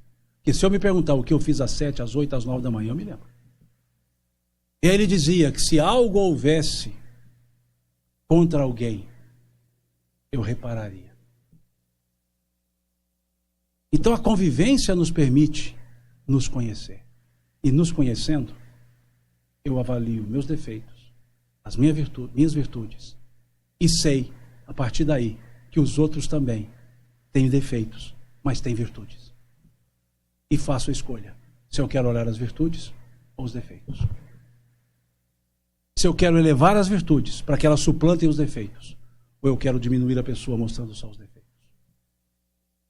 Porque se assim fosse, Jesus só mostraria os defeitos dos apóstolos, que não estava muito difícil de mostrar. Mas ele optou pela virtude, pela capacidade que eles tinham de servir. E apesar de saber que aconteceria o que aconteceu, hashtag tamo junto, ficou com eles. E eles ficaram com ele. Porque se conheceram. Percebemos que nós temos limites, que erramos, mas que também levantamos e caminhamos. E os outros também podem fazer isso. Não há execração pública de ninguém. Não há desprezo a ninguém. Mas se quer ajudar, vamos. E aí, aprendemos, entendemos, refletimos, fazemos, convivemos e nos conhecemos. E veja Estevão falando com Paulo. Saulo, não te detenhas no passado. Quem haverá no mundo isento de erros? E quantas vezes nós ficamos nos lamentando do passado e não crescemos? Passado é conhecido, mas é imutável. Futuro é desconhecido, porém mutável. A partir do meu presente, a partir das minhas escolhas. Se eu quero mudar os resultados, eu preciso mudar as atitudes. Porque atitudes iguais, resultados iguais. Então não é o meu passado, é o meu presente. Não te detenhas no passado. Quantos ficam no passado das glórias passadas e são frustradas no presente? Quantos vivem dos problemas passados e se infelicitam no presente? É fácil conhecer a pessoa que vive no passado. Ela tem uma frase muito característica, ela diz assim: no meu tempo as coisas eram diferentes. Aí você pergunta, está encarnado? Estou, então seu tempo é agora. O outro foi um tempo. Já não vai ser. Então veja, não te detenhas no passado. Quem haverá no mundo isento de erros? Veja a pergunta feita por Estevão. E em tese, uma figura que, pelo texto, não tinha erros para padecer o que ele padeceu. Pelo texto, que significa causas atuais das aflições. Ele estaria em curso nas causas anteriores das aflições. Mas ali eles não estavam falando em reencarnação, eles estavam falando em passado, presente e futuro da própria encarnação. Em outras palavras, levanta, sacode a poeira, dá a volta por cima. Porque é o texto da letra da música. Onde eu caí, qualquer um caía, mas dar a volta por cima, só eu dei. É a letra. É isso que precisamos avaliar. Nós não seremos perfeitos para servir. Nós serviremos para tentar nos aperfeiçoar. Quem de nós pode apontar? Quem tem um aparelho chamado merecitômetro para colocar na testa de cada um, para você merece, você não merece, você merece, não merece? Não temos. Quem tinha não fez isso? O Cristo. Ele só deixou uma condiçãozinha, simples. aquele que quiser vir após mim, renuncie-se a si mesmo. Pegue a sua cruz a cada dia e me siga. Aquele que quiser. Mas tem uma condiçãozinha. Renuncie-se a si mesmo. Personalismo. Deixa de lado isso. Pegue a sua cruz a cada dia. Não vai ficar isento. Porque não é uma barganha. Vou servir, o Senhor me livra. E me siga. E Kardec escreve semelhantemente a respeito do Espiritismo, lá no Projeto Espírito 1868. Ele escreve: o Espiritismo não se impõe a quem quer que seja. Ele quer ser aceito livremente, por força das ideias e das convicções. A pergunta é: estamos convictos? Aí sim abraçaremos livremente a ideia espírita. E nos conheceremos. Aprender, entender, refletir, fazer, conviver, conhecer-se e reeducar-se. Irmão, não vai acabar esse negócio, não? Vai. Nós temos algumas encarnações ainda. Veja, o ex-rabino, comentário de Emmanuel, modificara o próprio aspecto ao contato direto com as forças agressivas da natureza. Entretanto, a solidão, as disciplinas austeras, o tear laborioso lhe havia enriquecido a alma de luz e serenidade. Os olhos calmos e profundos atestavam novos valores do espírito. Entendera finalmente aquela paz desconhecida que Jesus desejara aos discípulos. A autoeducação, na ausência dos recursos da época, ensinara-lhe à alma ansiosa o segredo sublime de se entregar ao Cristo, para repousar em seus braços, misericordiosos e invisíveis. Desde que se consagrara ao Mestre, de alma e coração, os remorsos, as dores, as dificuldades, como que se afastaram do seu espírito, recebia todo o trabalho como um bem, toda a necessidade como um elemento de ensino. Reeducou-se. Adianta fazer tudo isso se não é para mudar alguma coisa em nós mesmos?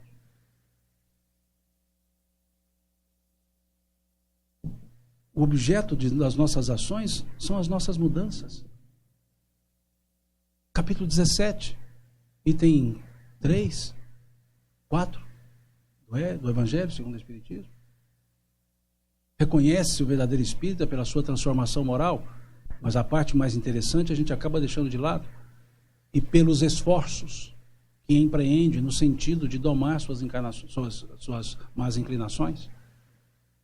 Esforços. Posso até não ter conseguido, mas eu preciso me esforçar.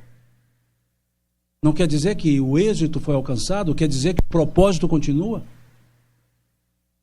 Esforço-me para isso. Tenta de novo. Não deu, vamos de novo. Até dar certo. Até conseguir. Então esse é o propósito. O trabalho para nós nos reeduca. Não é um trabalho em que estamos bem para servir os outros. É um trabalho em que estamos tão capengas quanto os outros. Mas que estamos buscando uma reeducação. Muitas vezes abraçamos querendo ser abraçados. Mas naquele momento, o outro precisa mais.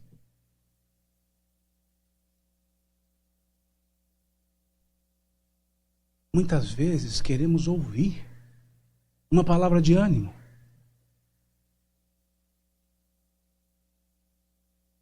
E nós é que temos que falar para outro que está mais alquebrado. O trabalho nos ensina. E nós podemos nos reeducar com esse trabalho. Aprender, entender, refletir, fazer, conviver, conhecer-se, reeducar-se.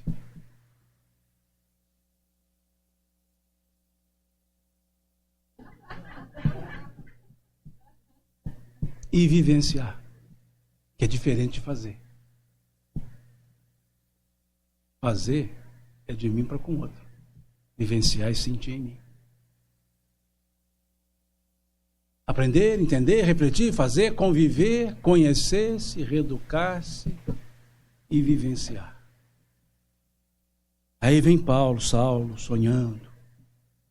E Abigail lhe aparece em sonho. E ali ele talvez assim já jogando a toalha, cansado. Ou temeroso. O que fazer para adquirir a compreensão perfeita dos desígnios de Cristo? Ama. Simples. Ama. Respondeu ela. Mas o que é amar? É muito vasto isso. O que é amar? Gostar? Também. Sentir o outro? Também. Mas já pensamos o que é amar? Para compreender perfeitamente os desígnios do Cristo. Veja uma pergunta. A gente fita no ama, mas não observa a pergunta que foi feita para a resposta ser ama. Então não é assim, vou dar uma amadazinha. Não. Adquirir a compreensão perfeita dos desígnios do Cristo. Quantas vezes a gente se pergunta? Não é do tipo, o que queres que eu faça? É do tipo, o que o senhor anda fazendo comigo? Os desígnios, entender isso. Ama, resigne-se. Resignar-se. Desarme-se. Deus é soberanamente justo e bom. Ama. E veja o verbo, amar, imperativo afirmativo, ama tu. Imperativo, ordem. Ou um pedido tão forte que a gente obedece. Aliás, a gente tenta fazer isso com Deus, as nossas orações quase todas são no imperativo afirmativo. O pão nosso de cada dia, dai-nos hoje. Perdoai as nossas ofensas. Nós estamos dando ordem para Deus. Está usando imperativo afirmativo. Em vez de falar assim, senhor, se der certo, quebra o galho aí para mim. Tá. A gente chega assim, dai-nos hoje. Porque é tão forte o pedido, a gente quer tanto. Isso é um imperativo. É um pedido tão forte. E ela fala, ama. Ama. Não é dirige o teu sentimento para alguém, ama. Exala, ama. Não coloca nada no caminho, ama. Como dissemos ontem, num vídeo, esse amor pleno, não esse amor que a gente fica barganhando e fica dando para poder receber, que é o amor de compensação. Normalmente a gente vê esse tipo de amor entre os casais. Chega a esposa e fala assim para o marido, ô meu bem, hoje você não falou que me ama. Eu falei, você também não falou? Fala que eu falo, que me ama que eu amo. Isso não é amor. Isso é reciprocidade. Ah, então o amor de mãe, que é um amor de doação, é de doação. É de doação, mas é exclusivista. Só ama os filhos próprios. Khalil Gibran dizia, o amor só será pleno na terra quando as mães amarem os filhos das outras como amam os seus. Que é isso, irmão? O amor de mãe é desprendido. É. Duas mães aqui nessa sala conversando, duas criancinhas de 4 aninhos, que já deve ter uns 15, de tanto tempo que eu falo dessas duas crianças, lá fora, brincando, e as duas mães escutam um choro, uma filha de cada uma das mães. Escuta-se um choro, saem as duas correndo, uma chega lá e fala, graças a Deus. É o filho da outra que está chorando. Não, mas eu ajudei, com o coração aliviado. É um amor belíssimo, mas é exclusivista. E é também um pouco egoísta. Não, Simão, que é isso? Eu quero meus filhos é para o mundo. O que é mundo? Minha casa. Não é esse amor. Ah, então é amor de filho para pai, filho para mãe. É amor de recepção. Só recebe. Não lembra de devolver hora nenhuma. E não tem a noção da dimensão do amor que ele sente do que ele recebe. E consegue fazer analogia quando vira pai ou vira mãe. Aí, por gostar tanto, por amar tanto os filhos, imagina o quanto era amado. É aí que é devolver o amor, e muitas vezes os pais já foram devolvidos. Então, é um amor natural de recepção. Então é amar quando ama os irmãos. Amor de concorrência. Não são adversários. Adversário corre na mesma direção e em sentido contrários. Concorrente corre na mesma direção e no mesmo sentido em caminhos paralelos. Concorrente, correm juntos. É um amor interessante. Os dois ficam brigando um com o outro. Você é muito chato. Você também é. E aí vai lá fora e fala pro amigo. Não, mas meu irmão é muito chato. O amigo fala, é mesmo. Fala, o que você está falando que ele é chato? Não, mas você que falou, mas é meu irmão, não é seu. Veja. Eu posso, você não. É um amor. Mas é um amor assim meio desgastado. Concorrentes por quê? Porque os dois buscam a mesma coisa. O amor dos pais. E cada um do seu jeito. Não é regra. O filho mais velho. Normalmente é mais íntegro. Mais fechado. É o preposto do pai, da mãe. Vou sair, toma conta dos seus irmãos. Veja, então ele tende a ser um pouquinho assim. O do meio. Tem um mais fechado na frente, então ele é todo cheio de jeitinho. Porque ele não pode concorrer sendo semelhante. Para ele ser avaliado, ele tem que ser diferente. Então, qual é a tendência do meio? O oposto do primeiro. O primeiro é mais dedicado, o do meio é mais largado. O do meio, o mais velho gosta de estudar, o do meio dá um jeito de tangenciar. Porque ele quer ser chamado, visto do jeito diferente, porque senão se compara. Só se compara o que é semelhante. E o caçula? Bom, o caçula é fácil saber quem é. É o que mantém o inho. Chama o Joãozinho, aí chegam 2 metros de Joãozinho. É o Joãozinho. É o inho. É aquele paciente, mais esperto. A mãe chega com um presente e fala, que é isso, mãe? Um tênis. Oba, eu vou ganhar o tênis do meu irmão. Porque esse é para ele e ele vai me dar o dele. Certo? Mas ele também é esperto, o irmão mais velho vai sair. E ele fala assim, onde você vai? Eu falo, eu vou sair. Eu vou com você. De jeito nenhum, você é um pirralhozinho, um menino. Mãe, vamos comigo, vamos. Ele é esperto. Não é esse tipo de amor. Então que amor é esse? É um amor puro e simples sentimento. Que ama por amar, como Cristo fez. Nisto todos conhecerão que sois meus discípulos, se vos amardes uns aos outros. Veja, prova de amor maior não há do que aquele que dá a vida pelo teu semelhante. Meus discípulos serão conhecidos por muito se amarem. É esse amor, que não exige, que não cobra, que gosta da pessoa porque ela é do jeito que ela é, e não do jeito que eu quero que ela seja. Tem uma letra de música muito cantada no meio espírita, que não é de autoria conhecida, foi adotada pelo meio espírita, mas é uma música de domínio popular. Gosto de você assim, como você é. Pode me amar assim, como você quer. Quero ter você e não quero saber, pois se assim não fosse, como poderia ser? De outro jeito, abraço os teus defeitos.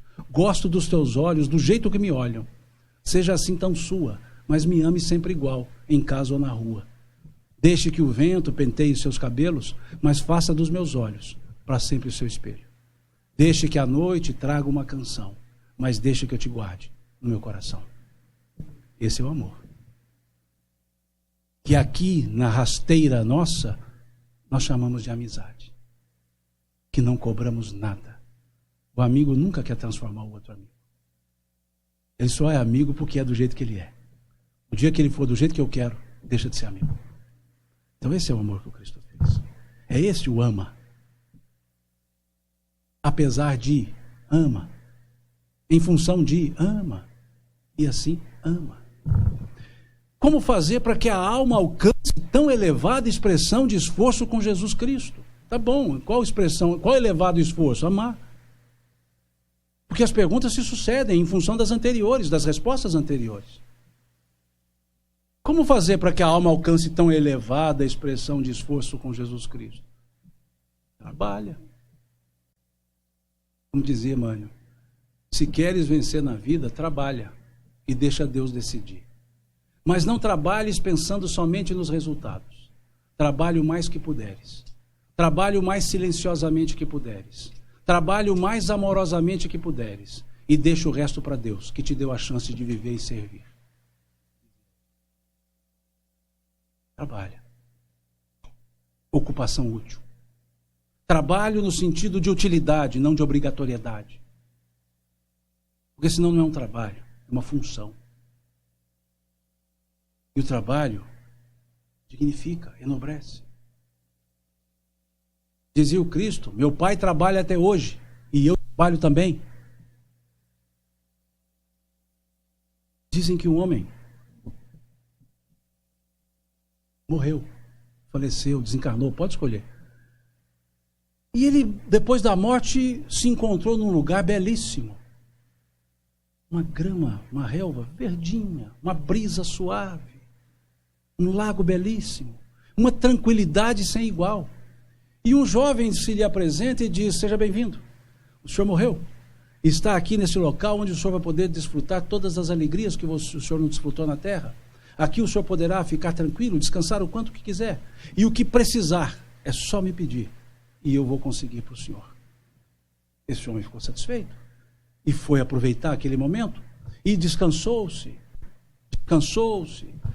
Descansou mais um pouco. Continuou descansando. Cansou-se de descansar-se. E disse, eu queria fazer alguma coisa. Eu vou procurar aquele jovem. E disse para o jovem, olha, eu estou aqui há muitos dias, já me descansei bastante, um agradável lugar. Eu queria algo para fazer.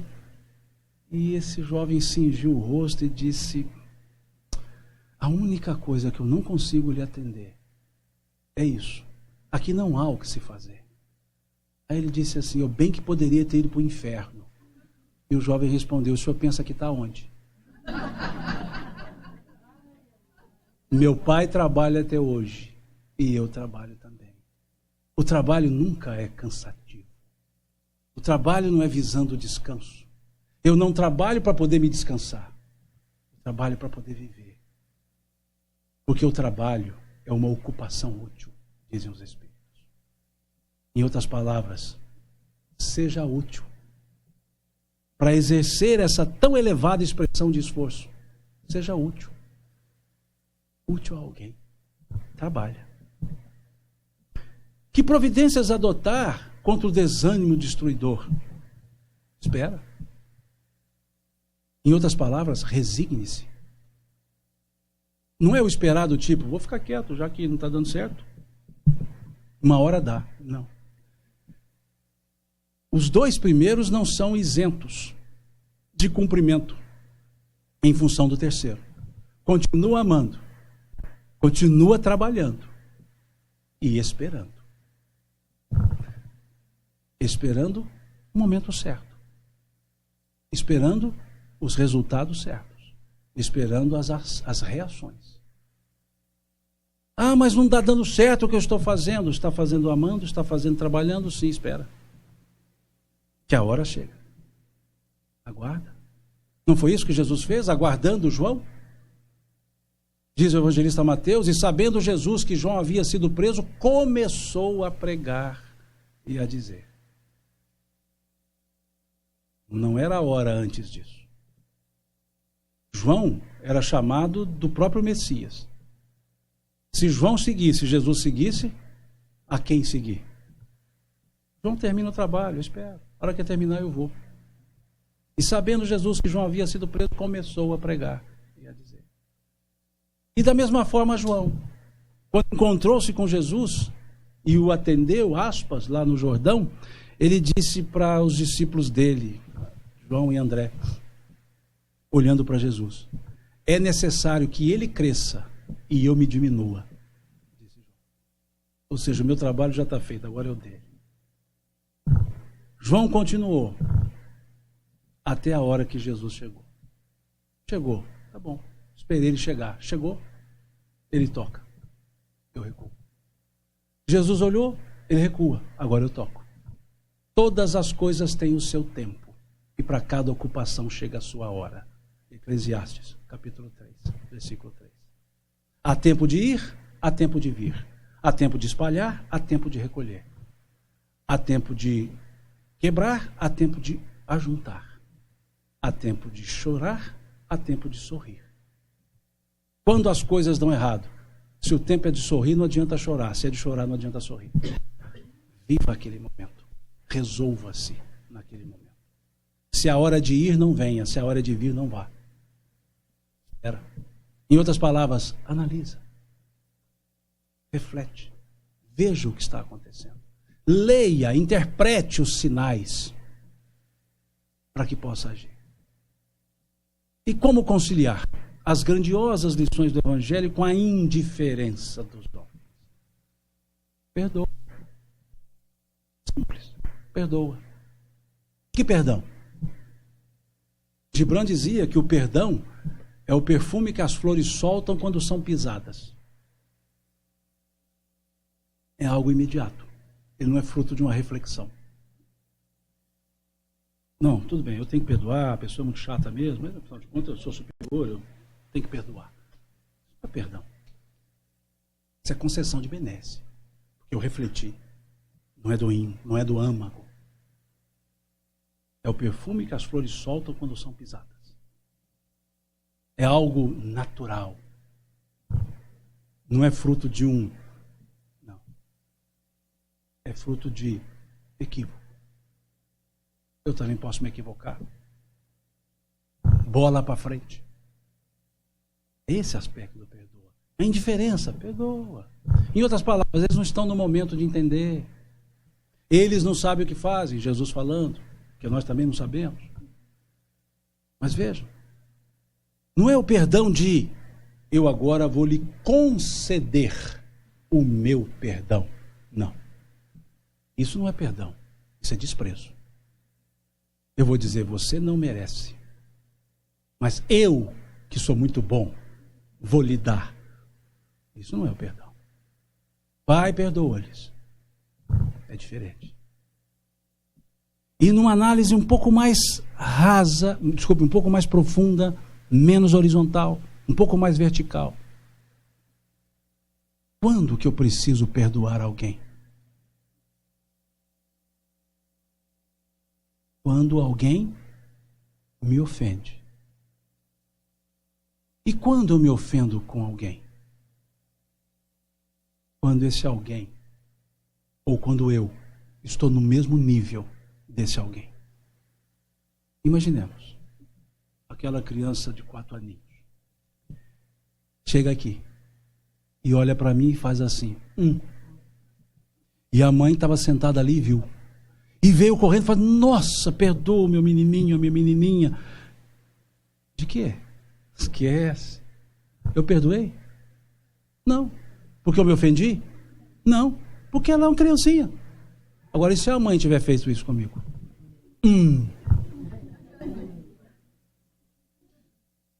Não me perdoa, foi um ato de insensatez. Está perdoada. Mas me ofendeu. Eu estou no mesmo nível. Então o perdão mostra que é uma virtude em seres não evoluídos. Porque um ser evoluído não se ofende. Então não precisa perdoar.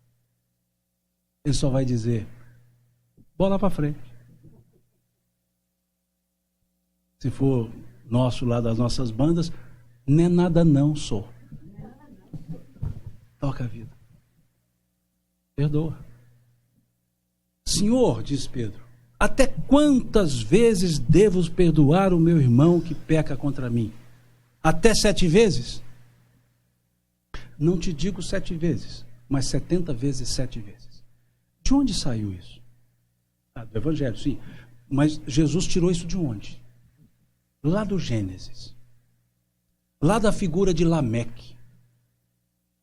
Lameque diz o seguinte, Caim foi homicida e foi punido 7 vezes. Eu também sou homicida, por isso preciso ser punido 70 vezes 7 vezes. Por que Jesus trouxe 70 vezes o perdão? Porque para Lameque, o máximo da punição era 70 vezes a punição de Caim. E Jesus disse então que o máximo do perdão é o máximo da punição. Ou seja, quantas vezes. Ou seja, quantas vezes te agredir, quantas vezes perdoar. Não tem limite. Esses números não saem aleatoriamente. Jesus conhecia o Velho Testamento como ninguém. E ali ele buscava os exemplos, que as pessoas conheciam também. Então, por isso ele dizia, não te digo 7 vezes, mas 70 vezes 7. Em outras palavras, Lameque não falou que a punição maior são 70 vezes 7, então o perdão maior são 70 vezes 7. Ou seja, no limite de quantas vezes for necessário. E uma vez alguém perguntou isso para o Chico. Chico, está escrito lá que a gente deve perdoar 70 vezes 7. Então o perdão tem limite, né? Tem. Mas você não entendeu que é 70 vezes 7 cada erro e não cada pessoa. Ou seja, não é assim. Então é preciso perceber o perdoa. Não é conceder um perdão, porque isso é um desmerecimento. Mas é sentir que não há porquê estabelecer uma pena e um juízo de valor, porque as pessoas estão indiferentes, porque muitas vezes não são os momentos ainda para que elas entendam. Ou entendem, mas ainda não se desprendem. Ou nós talvez não entendemos.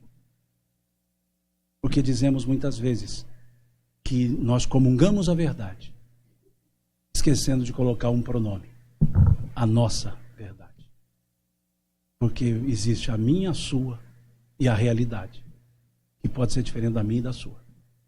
Então o perdão não é isso. O perdão é compreender que nós fazemos parte de um todo, que sem amar, sem ser útil, sem resignar-se e sem o sentimento da igualdade, nós não teremos nenhum sucesso. Isso é para avisar que a primeira parte está se encerrando. E agora já não muda mais nada. Encerrou mesmo. Mas, coincidentemente, é aqui que nós encerramos essa nossa primeira reflexão, para seguirmos à frente, na segunda parte, com as reflexões das cartas. O Paulo vivenciando e o Paulo orientando através das suas cartas. Tá certo? Se alguém conseguir ficar depois do almoço, animar ainda os heróis da resistência, a gente volta depois do almoço. Certo? Obrigado.